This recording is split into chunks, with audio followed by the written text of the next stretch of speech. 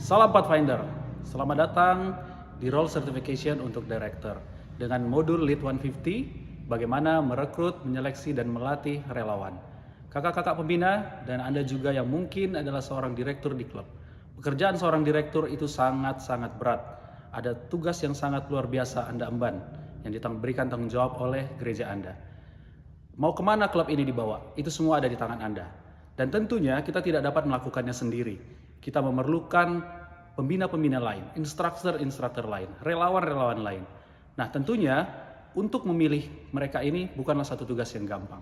Untuk itu pada pelatihan ini kita akan belajar bagaimana untuk mendapatkan tenaga-tenaga relawan yang cocok untuk bekerja dengan Anda di klub.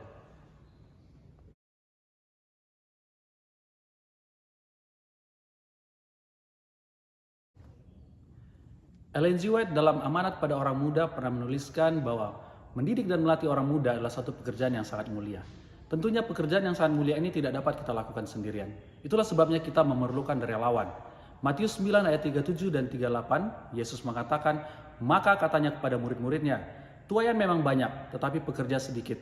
Karena itu, mintalah kepada Tuhan yang mempunyai tuaian, supaya ia mengirimkan pekerja-pekerja untuk tuaian itu.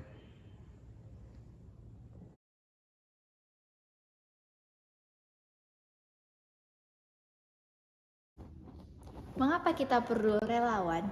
Karena pada umumnya, manusia itu adalah makhluk sosial yang tidak dapat melakukan semuanya sendiri. Bahkan di kelompok kecil pun kita harus memiliki teman paling tidak 2-3 orang. Anggota klub itu membutuhkan teladan yang bervariasi. Jangan hanya itu-itu aja, misalnya dia hanya pintar ngomong, jadi semuanya ngomong. Gak ada yang berpikir ataupun yang mengajari di belakang panggungnya. Dan klub petualang dan Pathfinder adalah untuk manusianya, bukan untuk program. Jadi kita itu melayani dari hati kita sendiri. Kita itu dituntun untuk dilayani, bukan untuk melayani. Itu adalah ciri Yesus saat datang ke dunia ini. Kita itu disuruh untuk melayani orang banyak. Kita membantu dan juga menolong yang membutuhkan. Kalau dibilang kita untuk dilayani, kayaknya kurang enak. Apalagi orang tua kita itu menyuruh kita untuk diam aja, nggak usah membantu. Itu rasanya ada yang janggal melihat teman kita yang lain membantu, sedangkan kita diam sendiri. Terus kita harus menjaga hubungan satu dengan yang lain. Itu harus, kita nggak boleh menang sendiri atau merasa egois, karena itu nggak baik untuk semuanya. Itu juga nggak baik untuk diri kita sendiri dan untuk masa depan kita. Kita juga harus perlu suatu keseimbangan dan itu memerlukan lebih dari satu pendapat. Jadi kita itu perlu banyak relawan dan perlu banyak teman dalam satu organisasi. Selanjutnya kita akan belajar tentang bagaimana sih ciri suatu hubungan yang seimbang itu.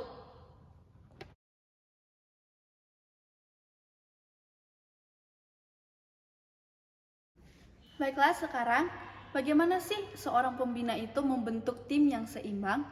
Nah, kita bisa membuat tim yang seimbang itu yang pertama menggabungkan dari pria dan juga wanita.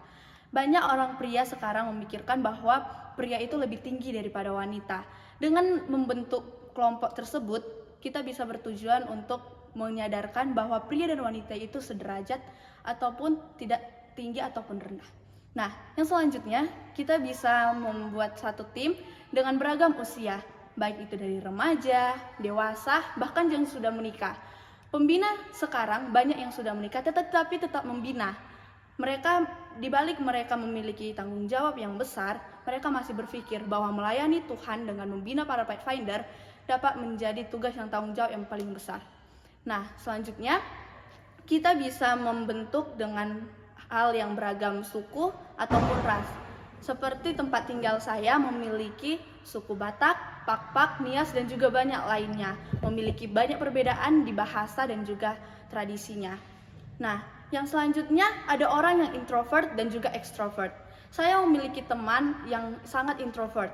Dia selalu pendiam dan cenderung suka menyendiri. Saya sebagai orang yang extrovert, yang tergolong menjadi orang yang extrovert, saya menarik teman saya itu untuk lebih bergaul, untuk lebih percaya diri, mendapatkan teman-teman yang lainnya.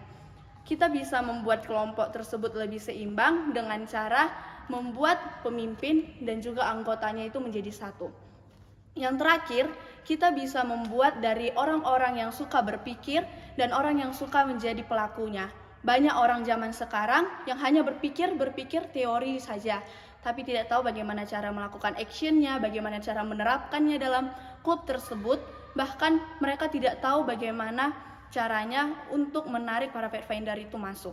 Tapi ada juga orang yang hanya suka melakukan action tapi tidak memiliki pemikiran juga.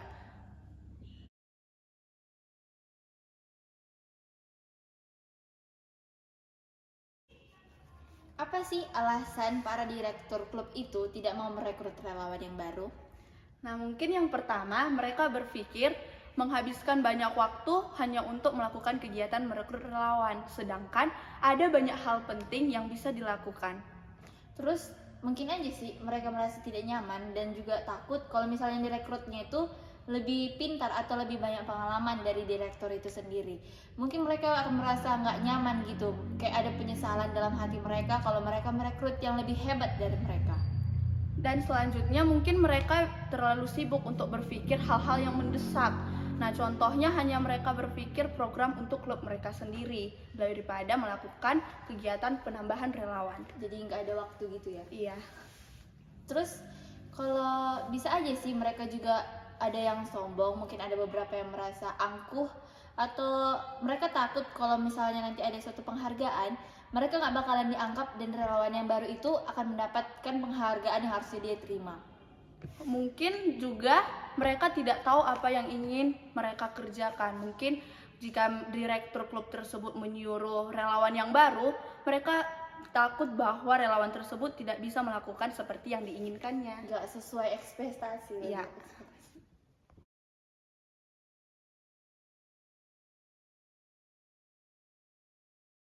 Mengapa para relawan tidak mau bergabung kepada klub adventure atau adventure? Mungkin karena kebanyakan orang sih mereka akan merasakan minder gitu, kayak insecure, kurang percaya diri kalau mereka bisa gabung dan diterima di klub itu. Mereka juga pasti takut menghadapi anak-anak dan berdiri di hadapan orang banyak untuk memberikan kesaksian tentang diri mereka sendiri. Mereka akan takut berkemah karena mungkin tidak memiliki pengalaman. Jadi mereka akan berpikir berapa kali untuk bergabung kepada klub adventure dan juga Pathfinder. Terus mungkin aja sih karena mereka tidak pernah mendapat pelatihan sebelumnya, jadi mereka agak-agak ragu gitu mau gabung ke klub Pathfinder atau Adventure. Ada juga yang terlalu sibuk sama urusan dunia, mereka terlalu berpikir kalau mending lah aku ngerjain yang ini lebih berhasil daripada ngikutin yang kayak ginian, mungkin gak bermanfaat buat mereka. Mungkin aja ada beberapa atau banyak yang sudah pernah melakukannya, jadi mereka merasa bosan dan merasa itu nggak penting, udah pernahnya, jadi ya ngapain lagi aku ikut buat ke situ.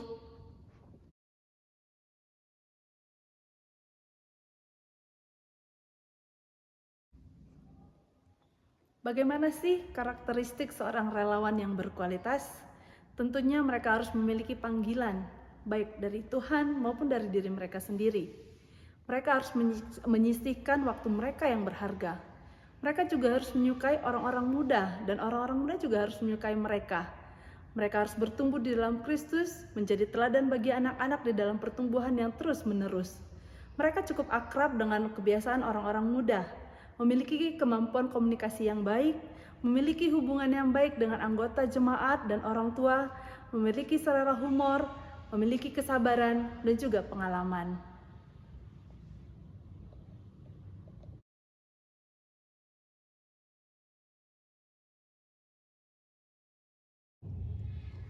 Di mana kita mencari calon relawan itu? Yang pertama, orang tua. Orang tua itu dapat terlibat secara bulanan. Yang kedua, anggota gereja. Dan anggota gereja itu kita harus daftar mereka apa talenta mereka masing-masing.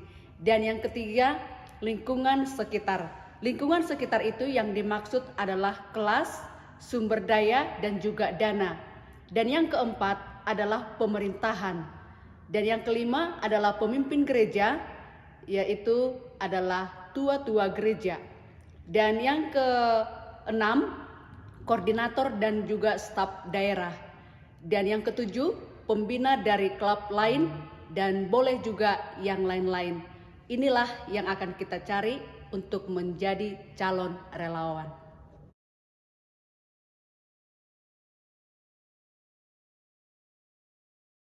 Bagaimana supaya mereka tertarik ikut masuk ke dalam klub Pathfinder atau Adventure kita? Hal yang pertama bisa kita lakukan, temukan hal yang menarik perhatian mereka terlebih dahulu. Misalnya, klub Adventure, kita bisa menceritakan kepada anak-anak kecil bahwa kita bisa melakukan gambar dan juga melukis dan yang lain-lainnya. Nah, pada klub Pathfinder, kita bisa menceritakan bagaimana kita berkemah, bagaimana kita kampore, mengikuti kampore, bagaimana kita berinteraksi dengan alam maupun sesama kita. Hindari hal-hal yang berhubungan dengan pekerjaan, kecuali pekerjaan medis dan pemadam kebakaran profesional. Yang kedua, pastikan kita sudah memiliki tugas untuk mereka. Nah, kita harus memiliki program-program untuk relawan yang baru. Jangan biarkan mereka hanya datang ke klub, diam, mengikuti saja dan juga pulang. Kita harus memiliki program yang harus mereka selesaikan dan juga kegiatan yang harus mereka pecahkan. Nah, yang ketiga, berikan tanggung jawab kecil terlebih dahulu. Yang keempat, berikan instruksi dengan singkat, padat, dan jelas. Jangan bertele-tele. Berikan mereka sebuah buku dan pastikan mereka mengikuti instruksi itu dengan benar. Pastikan juga mereka dapat hadir pada waktu yang ditentukan untuk melatih kedisiplinan mereka.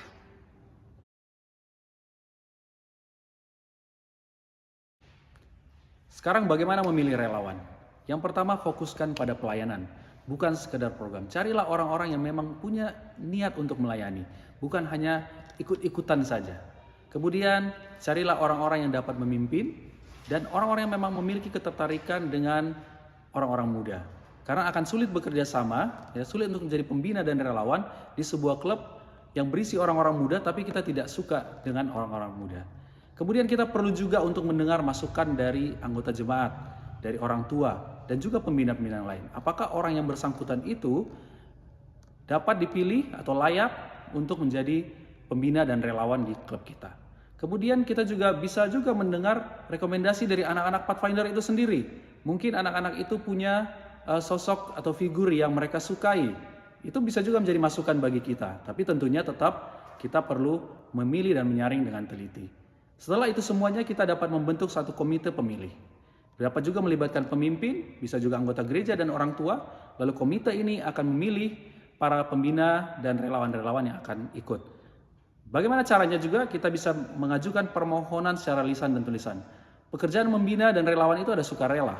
Kitalah yang harus datang kepada mereka. Kita yang harus memohon, mengajukan permohonan, maukah mereka bergabung dalam klub kita. Kita lakukan wawancara, fokuskan wawancara pada kehidupan Kristiani yang bersangkutan.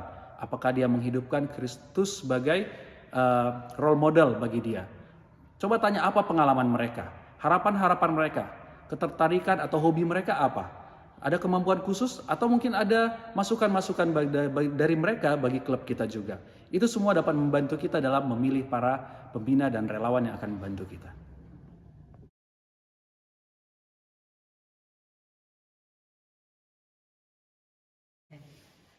Bagaimana menyaring relawan? Yang pertama, kita mungkin bisa mendapatkan referensi formal, mungkin dari tempat pekerja mereka. Yang kedua, kita dapatkan informasi pelayanan staf atau relawan dari Direktur Pemuda Daerah. Kita harus mendapatkan pernyataan bahwa yang bersangkutan tidak pernah terlibat dalam kekerasan terhadap anak. Kemudian yang keempat, surat berkelakuan baik dari kepolisian dan pemerintah terkait. Kita harus pastikan bahwa relawan yang kita rekrut memiliki karakter yang baik.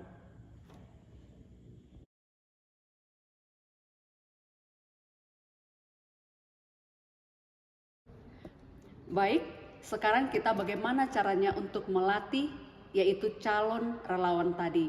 Yang pertama, kita mendaftarkan mereka mengikuti pelatihan seperti CMT.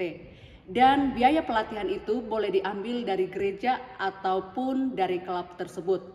Yang kedua, kita mengadakan pertemuan dan perkemahan khusus pembina agar mereka juga belajar bagaimana kemampuan mereka yang harus mereka ketahui.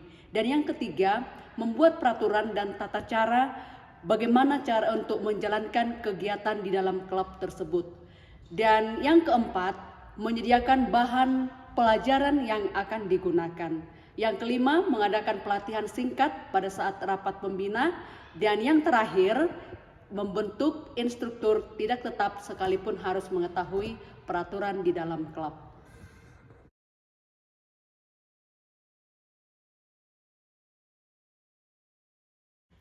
Bagaimana cara kita mengarahkan mereka? Berikan mereka sebuah tanggung jawab. Contohnya berikan kelas yang terkecil terlebih dahulu untuk mereka latih sebelum melatih kelas yang lebih besarnya lagi. Berikan mereka sebuah penghargaan. Setiap tanggung jawab yang mereka selesaikan dengan baik dan pekerjaan mereka yang telah mereka lakukan dengan baik, berikan penghargaan walaupun dengan kata-kata motivasi seperti good job. Yang ketiga, berikan mereka petunjuk yang jelas mengenai tugas mereka. Tapi jangan halangi mereka untuk membuat dengan variasi mereka sendiri atau dengan cara pikir mereka sendiri. Yang terakhir, dengan perencanaan yang matang akan mendatangkan hasil yang lebih baik.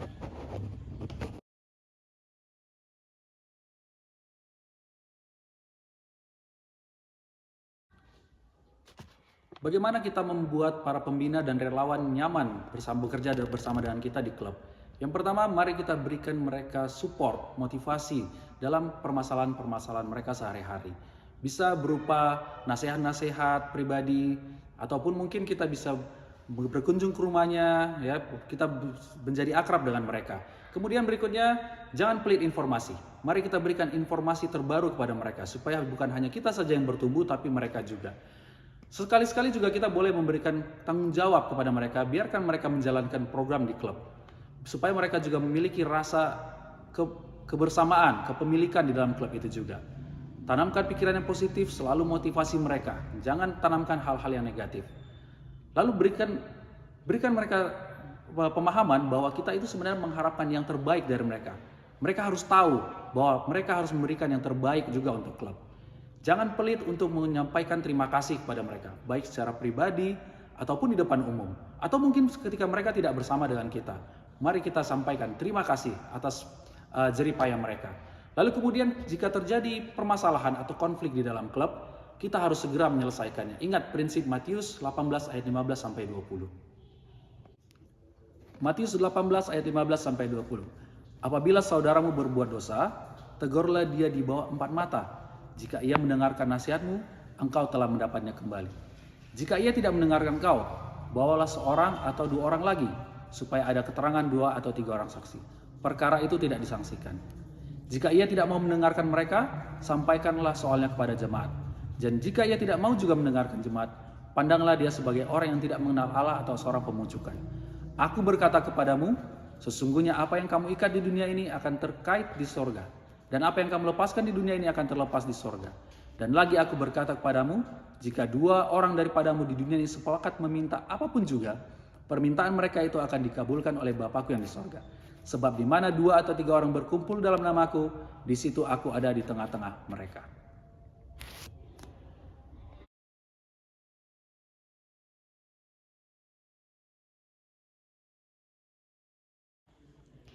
Bagaimana cara mengevaluasi para relawan yang ingin bergabung ataupun yang sudah bergabung? Kita harus memastikan jika mereka paham apa yang kita harapkan dari mereka, dan lebih baiknya itu secara tertulis agar mereka dapat mengingat apa yang kita harapkan dari mereka. Dan mungkin saja mereka akan melakukan jauh di luar ekspektasi kita karena kita menaruh kepercayaan kepada mereka. Kita harus melakukan evaluasi secara rutin agar mereka berpikir kalau mereka itu masih penting dan dianggap selalu ada. Dan juga bukan hanya itu saja, evaluasi tertulis ketika terjadi masalah dan setiap akhir tahun itu juga penting untuk mereka. Buatlah survei atau evaluasi kinerja para staf pembina dari anggota klub, orang tua, dan anggota jemaat. Itu sangat berarti buat mereka agar mereka tahu bagaimana kinerja mereka, apakah baik ataupun buruk.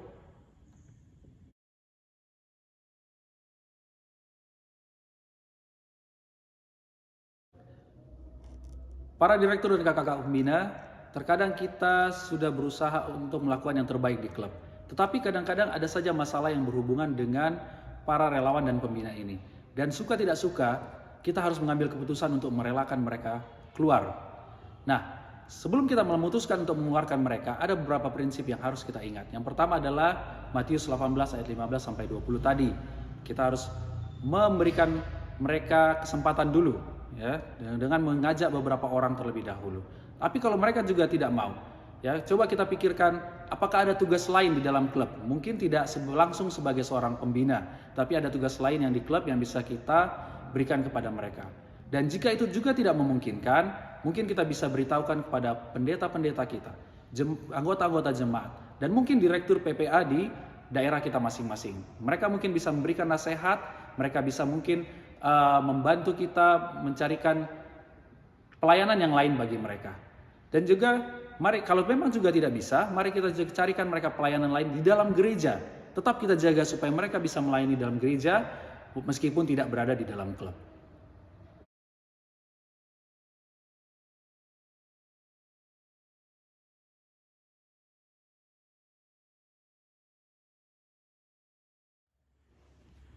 Baik, demikianlah materi Lead 150, bagaimana merekrut, menyaring, dan melatih para pembina dan relawan. Kakak-kakak pembina, para direktur dan calon direktur, mungkin setiap klub memiliki permasalahan dan sumber daya yang berbeda. Diperlukan kreativitas dan kebijaksanaan dari Anda untuk memimpin klub Anda. Dan yang terpenting adalah selalu meminta pertolongan Tuhan. Dan kemuliaan bukan milik kita, tetapi hanya milik kemuliaan Tuhan saja. Selamat melayani dan Tuhan memberkati.